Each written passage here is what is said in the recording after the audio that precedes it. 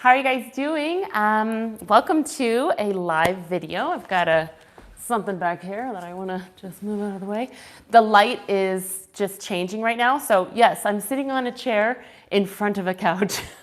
That's what's going on. But I'll probably need to back up and actually sit on the couch fairly soon. So I just wanted to go live because I have a lot of questions from you guys that I've gotten in comments that I want to address, and I'm going to address the most requested ones, and then I wanted to have this be a live opportunity so that you could also ask live if you want. So I'm just going to touch on the things that I will be talking about today. Please let me know if you can hear me. I've got a fancy lapel mic going on that I've been using for the last, Thank you so much. Oh, you're the one who's asking about teaching English. Are you for real, or are you just joking with me? Because I have so much that I'm doing. We can absolutely talk in English in the comments. That would absolutely be totally fine. But 10 minutes of my day is almost too much to ask. I've got so many people to take care of. But there's tons of tons of things on YouTube that you can learn to speak English with. So I would recommend looking for those, but then also, of course, if you want to comment on the videos, I will absolutely converse with you in English. Okay, so cool. Let me tell you what I'm going to be touching first. Thank you guys who are watching live. I can see you already. And then, of course, if you have any questions as I go, please feel free to talk, because that's why I wanted to do this live. So I'm going to be touching on some lunch ideas for work that you don't need to reheat. Or this will even go for like traveling, if you're traveling for the holidays, or just any travel coming up. I had somebody recently that I was talking to, and they were like, oh, I didn't even realize that you could bring your own food to the airport. And you absolutely can, unless there's some weird COVID restriction that I don't know about currently. I'm going to be talking about low-FODMAP foods on a vegan diet. I know that's a hot topic that a lot of people have asked about recently. Going a little bit into what creates a healthy gut. Okay, I see. No worries. He's trying to get a job in Canada and wants to do it for his company. Awesome. I'm going to be talking a little bit about vegan pregnancy, juice cleansing, tips for getting your kids to eat healthier. I have a really picky kid, so I've tried them all. And how to eat healthfully on a budget. Some excuses and motivation when it comes to weight loss, and foods that are rich in iron and calcium and iodine when it comes to a vegan diet. That's a big question that I get a lot. And then somebody who was having jaw surgery wanted to know about a liquid diet, how to have enough calories and make sure that they're still eating very healthy. So I'll touch on that as well. And then also I get some questions on occasion about my current skincare and makeup routine, which I used to talk about all the time on this channel, but I'll just touch on that now because I wear a lot less makeup than I used to. Let's just keep it at that. Okay, so let's go first with something that a lot of people are interested in, and I probably have the most notes on that. So let's talk about being on a vegan diet and keeping it low FODMAP. Now, if you don't know what that is, I've got all my notes here. I have a ton of lists here as well that I'll just try and show you close up so you can take a look. If you can read my writing, good luck, because sometimes I can't read it. So a low FODMAP for a vegan diet would be consisting of a period of 6 to 8 weeks that you're kind of going through trying to test out what foods are going to be bothering your GI tract or bothering your digestion. If you have constipation, if you have diarrhea, if you have IBS, if you have bloating and flatulence, these are maybe you're triggered by certain foods. This is just a very general overview of doing something like this. It's mostly like an elimination diet, just trying to figure out what it is that triggers you personally. Again, I'm going to go through general things on this, but it really comes down to what you're personally triggered by. So I would say, get to work with somebody who is a dietitian or your doctor and do this under their supervision. So it's a low FODMAP diet. It consists of global restriction of all fermentable carbohydrates. And it's only recommended for a short time, like I said. So It's just to figure out which foods reduce your symptoms, which foods maybe cause your symptoms. And, you know, when it comes to GI problems, GI health right now I feel is like a big hot button subject. And it really can be triggered by so many other things. Food is just one of them. Other triggers can be if you've had a lot of antibiotics in your life, or if you're currently taking a lot of antibiotics or medication. Stress is a big one. There is a huge tie to our whole body and our gut. So brain health, emotional distress, autoimmune disease, all these things are said to be starting in the gut. So of course you want to do whatever you can food-wise to help yourself. But in addition to food, I think it's really important to, this is important for every aspect of your life, right? You want to have real sunlight in your life. You want to be able to go outside and be in fresh air. If you can put your feet in the dirt or in the sand or in the ocean, that's helpful to reduce stress as well. Having real foods, which, you know, I'm going to touch on as well, that come from the soil, having real good quality water. All of these things play into pretty much every aspect of your life and your diet, but definitely come into play when it comes to trying to find out what it is that is bothering your GI tract and leading to things like IBS or just constipation or bloating or fatigue. All these things are tied together. So I'm going to talk about some common foods that are good if you want to try a low FODMAP diet for a time. These are all going to be vegan sources because vegan Michele, right? So that's what I'm going to go with.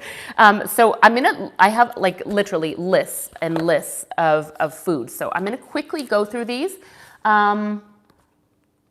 Yeah, you gotta, this person is talking about that being outside is a good tip. You have to go outside. You know, we're meant to be outside, even if it's cold. Pick the warmest time of your day, get some fresh air and some sunshine. It's very, very necessary. So foods that are common, low FODMAP, and are good for you to eat would be things like alfalfa sprouts, bean sprouts, bell pepper, carrot, green beans, bok choy, cucumber, lettuce, tomato, zucchini, bamboo shoots, eggplant, ginger. You want to be cautious with that one because that may trigger some IBS or some constipation or something like that. Olives, parsnips, potatoes, those are all vegetables that you can do. Fruits that are good are oranges, grapes, honeydew, cantaloupe, banana, blueberry, grapefruit, kiwi, lemon, orange, strawberry. Then you can go to things like tofu and tempeh, rice, oats, quinoa, spelt bread, almond milk, rice milk, coconut milk, and water. Foods that are common to avoid when you're trying to just figure out what's bothering you would be onions, garlic, cabbage, broccoli, cauliflower, snow peas, asparagus, artichokes, leeks, beetroot, celery, corn, Brussels sprouts, and mushrooms. Other things like stone fruits can cause some irritation in the GI, so avoid those like peaches, apricots, nectarines, plums, prunes, mangoes, pears, watermelon, cherries, blackberries, and dried fruit. And then of course, beans and lentils sometimes give people a problem. Now, when it comes to eating a low FODMAP diet in a vegan way, you want to just, like I said, make sure you do this for a short period of time, no more than 6 to 8 weeks. And you just want to see how it is. It could be maybe bananas are something that's triggering for you. Although they are low FODMAP, maybe for some people it still bothers them. So you want to make sure you have them on the more starchy side, so the more not green banana, but more of a yellow banana as opposed to an overripe spotty banana, because the overripe spotty banana might cause more problems. Maybe you're fine with half of a banana, but when you have a full banana, it starts to bother you. So these are the things that you just have to kind of be a scientist, work in close proximity with either your doctor or a dietitian to find out and just troubleshoot. When it comes to weight loss, it's about troubleshooting what's going to work for you. When it comes to eating this way and finding out what's bothering you, again, troubleshooting. But you don't want to do this forever because obviously to have a healthy GI tract, you want to have things like beans, legumes, whole grains, fruits, and vegetables. Those provide so much fiber. It's said that if you have, studies have shown that if you have gut issues and you want to change the gut flora, the situation going on in your gut, you want to really feed 50 to 55 grams of fiber a day in your diet. And when you reduce meat and cheese that don't have any dairy or that don't have any fiber in them at all, and you switch over to eating plants, real plants, not processed plants, not processed plant foods, then you're going to get a lot more fiber, and you might just find immediately that you're like, whoa, this is a lot of fiber. What's going on? I'm super bloated. Add the water in, and over some time, you begin to change your gut from an unhealthy gut to a healthy gut. So somebody else asked, is it possible to restore your gut flora? Yes, it absolutely is possible. Again, general blanket information, because I don't know where you're coming from. If you've had gut issues for years or since you were a child, it's going to be different than if you have just started to have gut symptoms, you know, within the last couple of months. But they do say that if you were to switch your diet to an unhealthy diet for 2 weeks, you would begin to create an unhealthy gut environment. And if you were to switch your diet to eating whole food plant-based, in 2 weeks, you would already begin to see improvement. So obviously, I'm not talking to the individual. I don't know where you're coming from. I don't know what your backstory is. I don't know what you're eating on a daily basis, but these are just blanket situation or blanket, what am I talking about? Recommendations, I guess. You want to eat prebiotic foods, which are the fruits, the vegetables, the whole grains, and the legumes. And you want to eat, wait, what did I say? You want to eat prebiotic foods. That's what I just said. And then you also want to eat probiotic foods for a general healthy gut. So that would be those fermented vegetables and sauerkrauts, kimchi. But if you're having GI issues, again, you want to stay away from those probiotic foods initially, and you just have to find what it is that's triggering you. So again, you just have to kind of be like a scientist with your own body, have smaller meals, have smaller portions of things. Maybe a half a cup of beans doesn't bother you, but if you have a full cup of beans, you're bothered. So just taking a little bit of time when you're doing any kind of elimination diet or you're doing low FODMAP, you want to give it, you know, a few days of having a few things, you know, that you can pinpoint. If you're having everything, you don't really know what's causing the issue. So take some time and pinpoint. Okay, so let's see. Okay, now I'm going to go to some ideas for lunch for work that you cannot reheat.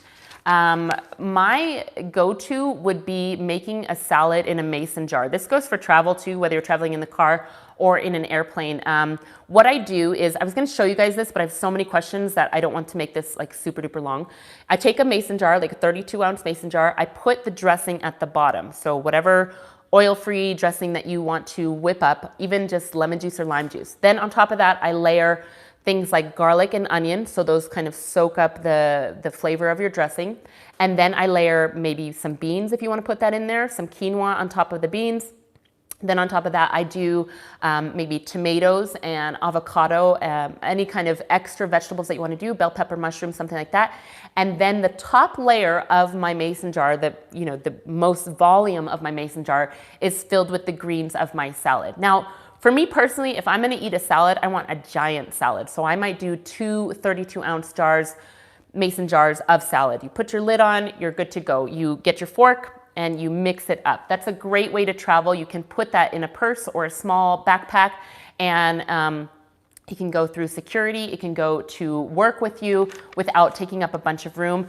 Other things that you could do for snacks that you don't have to reheat for travel or for work would be whole pieces of fruit that aren't gonna get super banged up. You know, like when you put a banana in your bag like for 5 seconds and all of a sudden it looks like disgusting?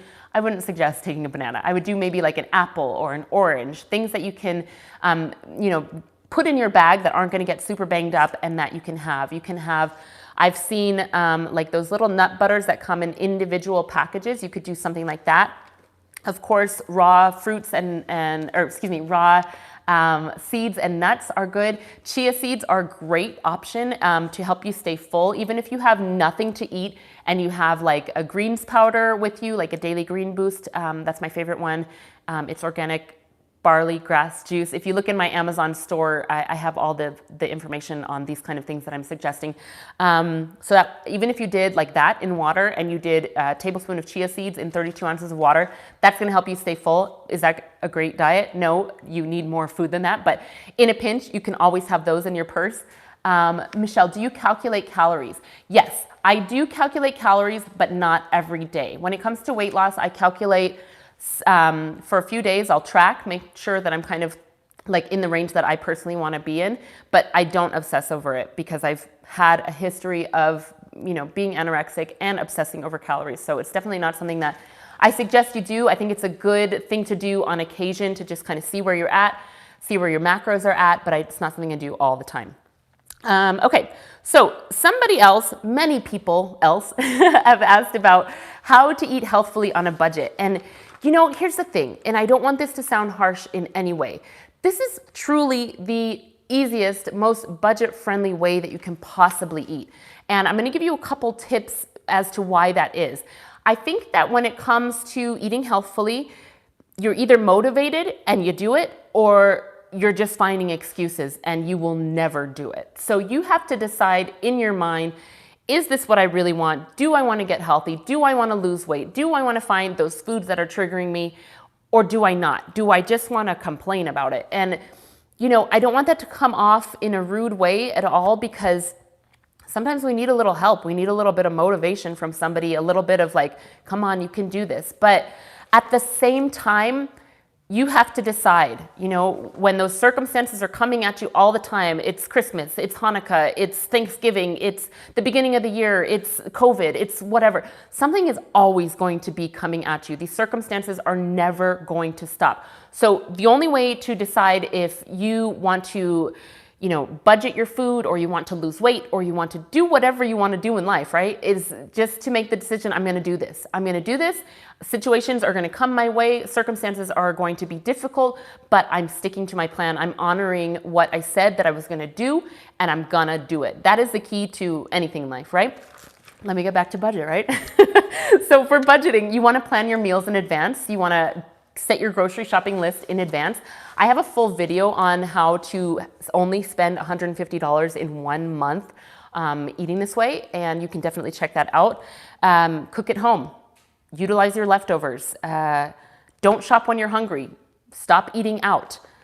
Buy in bulk, whatever you can. If you have a Costco membership, Sam's Club membership, those are great places to get things like dried beans, rice, big boxes of organic greens and fruits and vegetables, potatoes, plant milks. You can buy that and spend a majority of your money in the 1 month on those bulk items, and then every week go and get your fresh greens at the store. Another way to save money, again, is grow some microgreens in your house on the windowsill. I'm like Miss Grower right now upstairs. I've got one area where I have a bunch of light, and I'm growing sunflower microgreens, I'm growing wheatgrass, and I'm growing broccoli sprouts. Those are the highest nutrient kind of foods that you can get. They're really easy to learn how to do. Look on YouTube. There's tons of ways that will show you how to sprout in a jar, in a tray. There's so many ways. Great way to save some money. So yeah, the decision's up to you. You decide, right? We all decide, like, are we gonna do this? Are we gonna eat healthy? Are we gonna stick to a budget? Yeah, you can do it. You can absolutely do it. Don't let the excuse of it being too expensive, because it's really not expensive, be the thing that hinders you, Yes, a McDonald's cheeseburger is cheaper in the short term, but you have to think about your long-term goals. What is it that you want long-term, and honor that future version of yourself. Okay, so let's see here. I get a lot of questions about people wanting to see meals that are good for type 2 diabetes. Here's the thing, I haven't done a video on that because all of the what I ate type of videos that I've been doing lately with the low calorie density, focusing on fruits and vegetables, whole grains, legumes and beans, those are the same kinds of meals that you want to focus on when you're looking for ideas for meals for type 2 diabetes. It has been shown that eating a whole food plant-based diet, cutting out the process, cutting down processed sugars, processed flours, and oils, and vegan margarines, keeping it low fat. These are the things that can prevent diabetes, can reverse diabetes, type 2 diabetes, and can provide overall health and weight loss. So just keep doing what you're doing. If you've seen some ideas on my channel that you like food-wise, those are all really great for type 2 diabetes as well as for weight loss. I have a ton of free recipes on my website, veganmichele.com. I've got a new cookbook coming out very, very soon. I'm done with it. We just got to do the back end. And I have so many recipes available to you guys here on this channel as well. If you go way back, I did include some low oil recipes, so I would recommend cutting those out. But I've got so much for you guys to check out if you really are serious about doing this. So website, YouTube channel, come work with me, any of those. Let's see, what else? Okay, let's talk about, so the takeaways for type 2 diabetes would be to eat plant-based, whole food, plant-based, low fat, limit high oils, high fat foods, all animal foods, oils, processed vegan foods. Eat foods that are low on the glycemic index. If you don't know what that is, just Google it, you'll find a list. And get at least 40 grams of fiber a day, which is only possible by eating plants. We can't get fiber from a meat diet or a processed food diet. So you want to get those fruits, those vegetables, whole grains, beans and legumes in there. Let's talk about vegan pregnancy. I'm working with a lovely client right now who is pregnant, but I do get a lot of questions about vegan pregnancy and if it's safe. Yes, it's a wonderful gift to give your baby. It's a wonderful gift to give yourself. Both my pregnancies were vegan. My kids are very healthy and the pregnancies were great. I had a weird complication with Naya at the end with some bleeding, but everything was fine and I don't really know what caused that. But overall, everything great. So there's some simple things that you want to stick to. Obviously, you want to take your prenatal, you want to take any supplements that your doctor is recommending. Folic acid helps neural development. So you want to eat folate-rich foods, folate, foliage, vegetables, right? Dark leafy greens are going to be the thing that's going to be the most important if you're pregnant. And also, the next thing I'm going to talk about kind of segues into this with iron and calcium. So keep the pregnancy, even if you're not pregnant, keep this information I'm just about to tell you in mind for when I segue over to that. So you want to keep the 4 food groups in your diet, the fruits, the vegetables, the whole grains, the legumes. That's very important when you're pregnant and you're growing a baby. If you eat this way, you'll have 75% less risk of high blood pressure in your pregnancy. Your cholesterol, your bad cholesterol, the LDL, will be lower in both mom and baby. If you're in your second trimester, you want to have about 340 extra calories per day. If you're in your third trimester, 450 extra calories per day. And you want to make sure that you're getting about 70 grams of protein a day. You want to have good sources of calcium, vitamin D, and iron. So all those things are important. I have a pregnancy supplement video that you can look up if you are pregnant and you're interested in some of the things that I took. Okay. Let's move into calcium, iron, and iodine and vitamin D, because whether you're pregnant or not, these are questions that I get all the time. And the thing is, people think iron only comes from meat, but it does not. What do you think the cows are eating? They're eating the grass, right? Hopefully, if they're grass fed, they're not in a pen somewhere, you know, not able to walk, eating who knows what. Hopefully, if they're as they should be in nature, they're eating the grass. And that's where the nutrients are. That's, you know, let's skip the middleman, the middle cow, as it were. So dark leafy greens are your absolute best place to get the most calcium and the most iron. Of course, you want to eat more than that because you need to have enough calories to survive and function. But dark leafy greens are the things that you want to focus on. There are so many nutrients in dark leafy greens. I can't say enough. You want to work up to having about a pound of greens a day if you can. There are so many health benefits when it comes to having greens. Let's see. Spinach and Swiss chard have the lowest absorption of calcium when it comes to greens, comparable to collard greens, turnip greens, kale. But there's so many other properties in spinach and Swiss chard that you still want to continue to eat those. But dark leafy greens are spinach, Swiss chard, collard greens, kale, turnip greens, mustard greens, dandelion greens. There's so many greens. Just go to the grocery store if you're not, you know, growing any of these on your own. Take a look at all the greens that are in there and the ones that you would normally pass by, and every week try something new. Add it into a smoothie, add it into a juice, add it into a salad. Get that rotation of dark leafy greens going. Again, microgreens, great place to get lots of nutrients because those are truly living foods. When you cut a wheatgrass or a broccoli sprout, or what else do I have up there? Sunflower seed, and you eat that right away, you are getting the optimum nutrition that you can possibly get from a plant. So I would definitely include those when it comes to getting the most nutrients. I've gotten off topic. Calcium. So we got tofu, dark leafy greens, beans, figs, sunflower seeds, tahini, almonds, organic soy, and all those dark leafy greens that I mentioned are going to be the absolute best for you. When it comes to iron, again, dark leafy greens, number one. Beans, dried fruits, nuts, seeds, blackstrap molasses. If you have blackstrap molasses and you supplement with that, you want to make sure you have some vitamin C with it as well to help your body absorb it. Iodine comes from sea vegetables, wakame, dulse, nori, those kinds of things. Vitamin D comes from the sun. Our body creates vitamin D, which is actually a hormone, by sun exposure on clean skin. It doesn't need to be like you're baking in the sun with one of those tinfoil things. I've definitely abused the sun in my lifetime with all the travel that I've done. It's my medicine. However, it doesn't need to be like that, but you do need to get outside. You do need to have 10 to 15 minutes of sunlight on your body, on your arms and your hands and your face and your chest, even if it's cold outside, or your whole body if you can.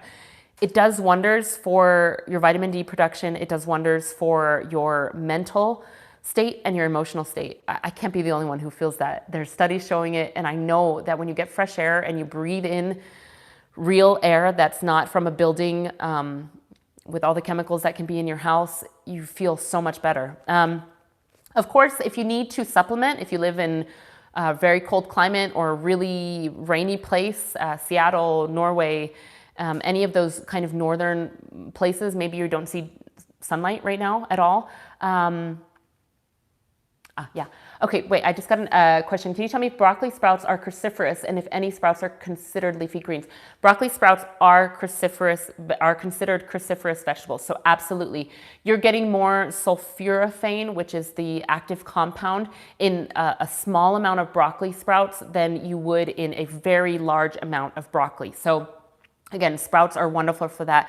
I can't remember the other half of your question.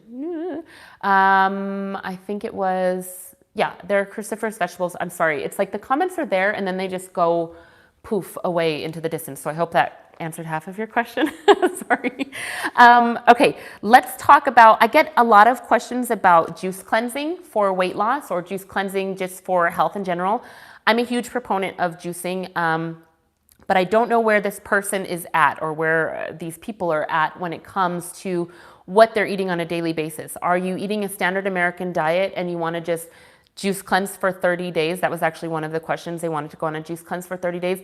I would not recommend doing that right away. If you're on a standard American diet and you want to do a juice cleanse, I would first switch over to eating whole food, plant-based diet for some time, for 2 weeks at least. Then from there, you could have a couple days where you try to just have some raw foods. But in all of these variations that I'm talking about, you never want to calorie restrict. You never want to only have the same 3 things you want to keep a variety. Keep a variety in your whole food plant-based diet on a day-to-day basis. If you went raw for a couple days, keep a variety of greens in there, a variety of fruits. Fruits are going to give you more calories if you're going raw, and that's going to make up the bulk of your calories. And then maybe try a small juice cleanse one day. Then maybe try 1 day a week. Then maybe try a 3-day juice cleanse in your week. Every time you're going back to food, you're eating healthy plant sources. You're never going back to processed foods. You're not going back to a standard American diet. Then as you build up to doing a juice cleanse more frequently, you can go for longer stretches. But I would not recommend going from a junk food vegan diet or a standard American diet straight into 30 days of juice cleanse, because it's going to be really hard for you. You're going to have a lot of detox symptoms straight up, and you're probably not going to last 30 days. I'm just being honest. It's going to cost a lot of money to make sure that you have lots of fruits and vegetables to juice, and you're going to need to be making sure you're having juice constantly throughout the day, probably 8 to 10 juices a day, depending on how big your containers are. So I believe in the properties or the healing properties that can come from juicing. You want to really do your research when it comes to that and make sure you're not just straight fruit juice juicing. You need those nutrients that come from dark leafy greens, again, broken record. So do some research. If you have any more questions, you can always email me, veganmichele at gmail.com. That's my email. Okay, let's talk about now, can you please tell me high protein plant-based foods? Yeah, absolutely. So proteins are going to be found in all plant-based foods. Every whole plant-based food has some ratio of carbohydrates, proteins, and fat. So again, dark leafy greens have a great amount of protein. You have to eat a large amount of them. You can do things like edamame if you want to keep it completely whole. If you want to do minimally processed foods, you could do tofu, tempeh. Those are good sources. Quinoa is a completely whole food source that has a lot of protein. Buckwheat, soba noodles are made from buckwheat. You could do that as well. Those are all great sources. We really don't need as much protein as we're led to believe nowadays. Maybe that guy is watching who likes to fight with me about protein. If you're there, please don't comment. But the normal woman needs about 45 grams of protein a day, and a normal regular male needs about 56 to 60 grams of protein just to be, on a regular level. If you want to have more, 70 grams of protein is a good place to be if you're lifting weights a lot and you want to try to just build more muscle. However, you really don't need that much protein. I feel like people think that's an easy gateway to just, build muscle. The way that we build muscle is to eat clean so that you can actually see the muscles underneath the layers of skin and fat, and to go do some resistance training that will actually build your muscle. That's how you do it. So that's what I would recommend. Just be balanced with your protein sources coming from whole foods. Get a wide variety of nutrients from dark leafy greens and fruits and vegetables, nuts, seeds, low amounts of nuts and seeds to keep your fat adequate but low, and you will see muscle definition if you're in the gym training. Okay, so let's talk about kids eating healthier. I have a really picky eater. You're right. Protein is overrated, and don't concentrate on fiber and fats. Thank you very much. No problem. When it comes to picky kid eaters, I have the pickiest kid eater, and I'm just like, how is this happening? I eat so healthfully. So the things that I've found that work are modeling for my kids. I eat healthy, so when he really likes to help me juice, he loves to help me make smoothies, so I include him in the preparation of my foods. He really enjoys it, and in that preparation of foods, I feel that he's more likely to try things. This will work with a husband that's picky. This will work with a wife that's picky.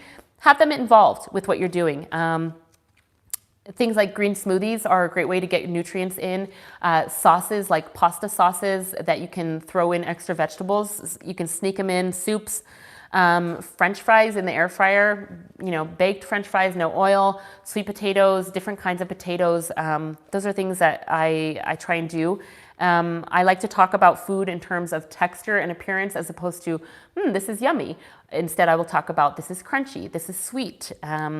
I always add new additions of foods to already favorites that he already has. So if he really likes oatmeal, for example. So in the oatmeal, I will have all of his regular favorites, the chia seed, the almond butter, the banana, the blueberries, and I'll add something new. I'll put a greens powder in there. I'll put some raspberries. So little additions at a time. And I think it's just important to lead by example and give it at least 15 times to try something new. This really goes with any picky eater. Introduce a food about 15 times. Hopefully on the 15th time or sooner, they will at least take a bite and see that it's not so bad. Okay, let's talk about skincare and makeup. Like I said before, in my channel, used to solely focus on this because if you don't know, if you're a new subscriber, my whole life, my whole professional career, before I was doing YouTube and I was coaching people as a nutritionist, I was a professional singer and dancer. I worked in a lot of the Las Vegas shows. I worked on cruise ships. I did a lot of contracts in Asia and Europe. And I did a lot of Broadway type production shows. With that being said, during that time of my life, I've been doing it professionally for about 30 years, since I was a teenager. And you have to wear a lot of makeup and it's super toxic. I became vegan. I learned about healing. I learned about cleansing and detoxing, and I was really into makeup and clean makeup and trying lots of things out. This channel has completely changed because I am retired now since I've had children. So in short, let me just get to the point, right? What I'm using now, I use, I don't know if it's called Osea or OC. All these things will be in my Amazon storefront. So if you want to check the description, just click on the link, and I have vegan skincare and makeup as one of the things in my storefront, so you can check those out. But I use OC or Osea, don't know, Malibu cleanser, ocean cleanser. I use their vitamin C serum. I use their hyaluronic acid. And for moisture, I just use avocado oil. I buy it in bulk at Costco. I put a drop of lavender in there, and that's what I use. I use a gua sha tool. I found that to be the most effective way as my skin, ages, to just kind of keep it in shape. I do that once a day. And then when it comes to makeup, I've recently switched up within the last year. I've started using I always forget the name, Ilia Super Serum Skin Tint. I love it. It is amazing. It has a longer ingredient list than what I was using before, which was Alima Pure, which I still use on occasion. But I absolutely love it. Thank you. My husband's watching and he says, you're the best. Thank you.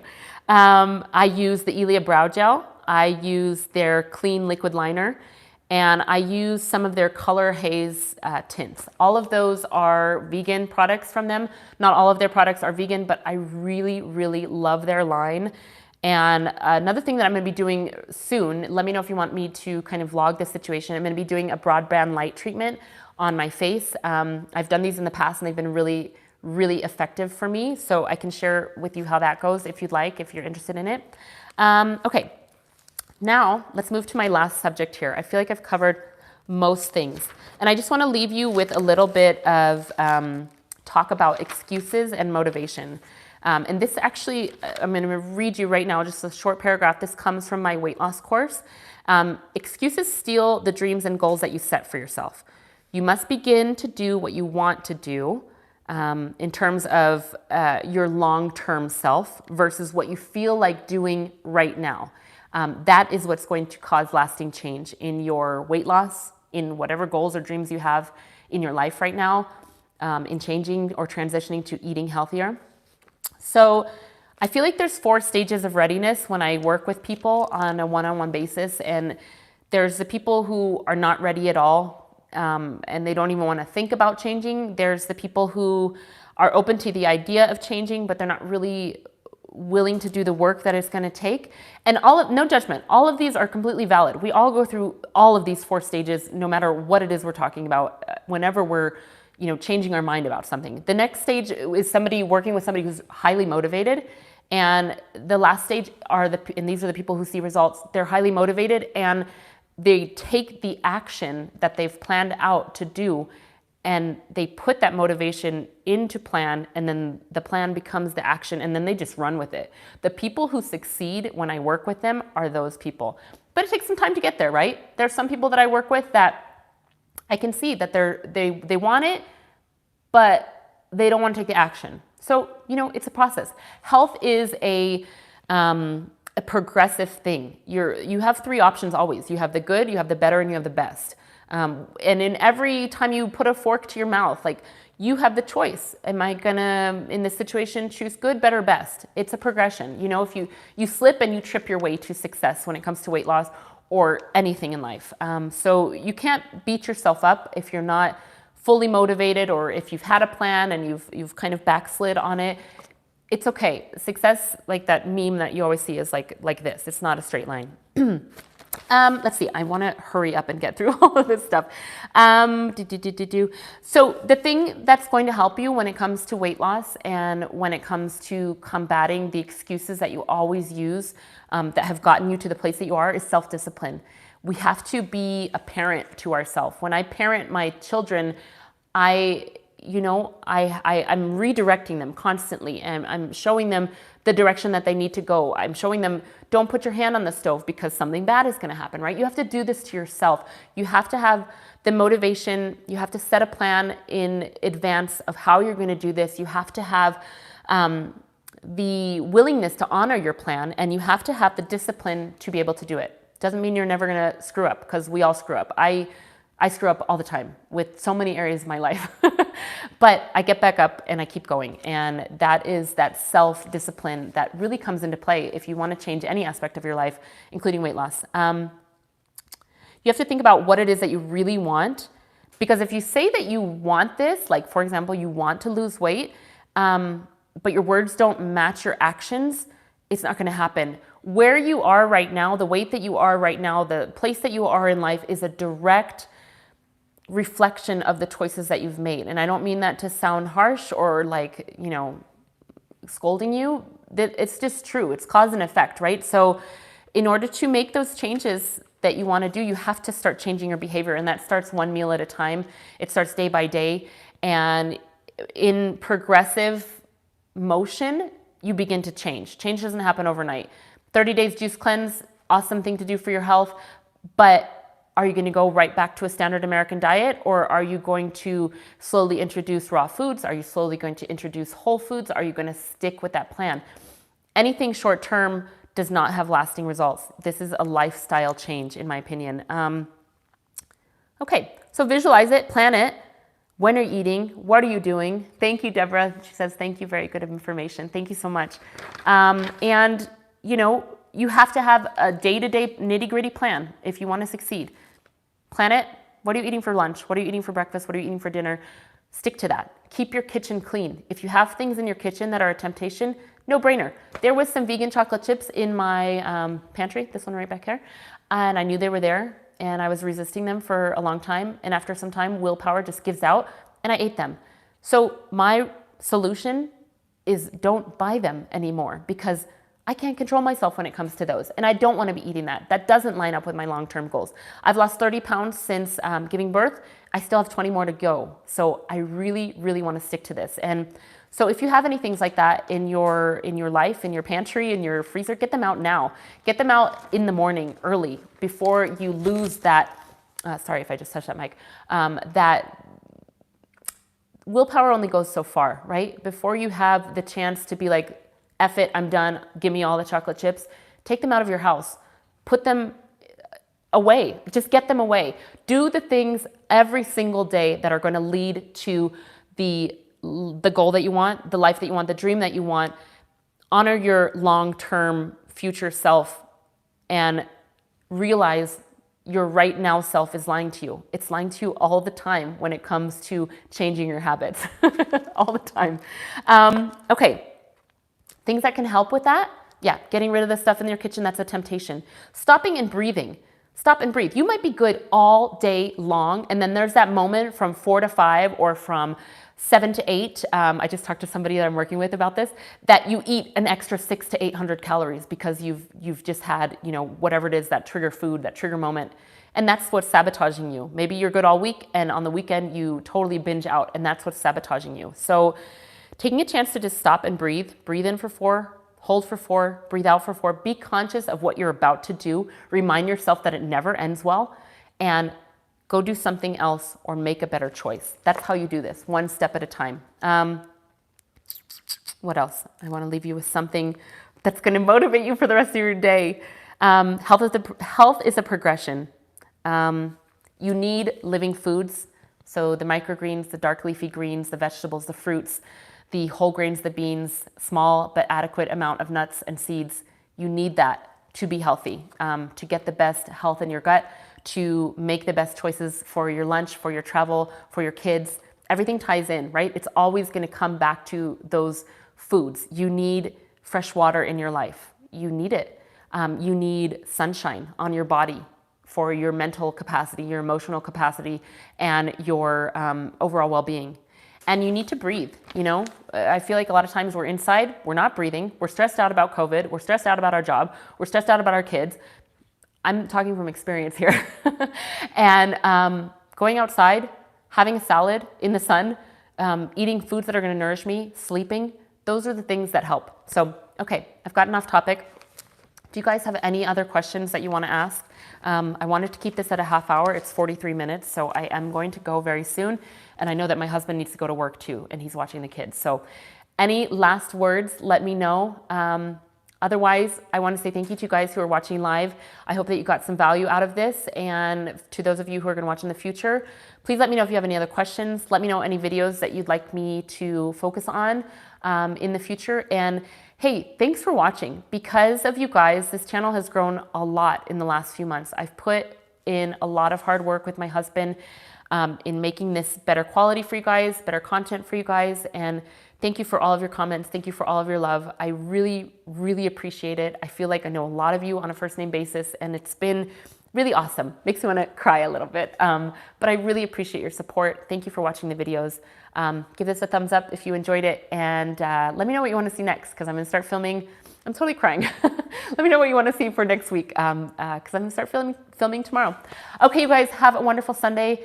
Tomorrow is the winter solstice, which for where I am in the Northern Hemisphere means the days after that day are just going to start getting lighter and brighter, and I'm very excited about that. Don't know why I told you that. Have a good day and subscribe if you're not already. I'll talk to you guys soon. Bye.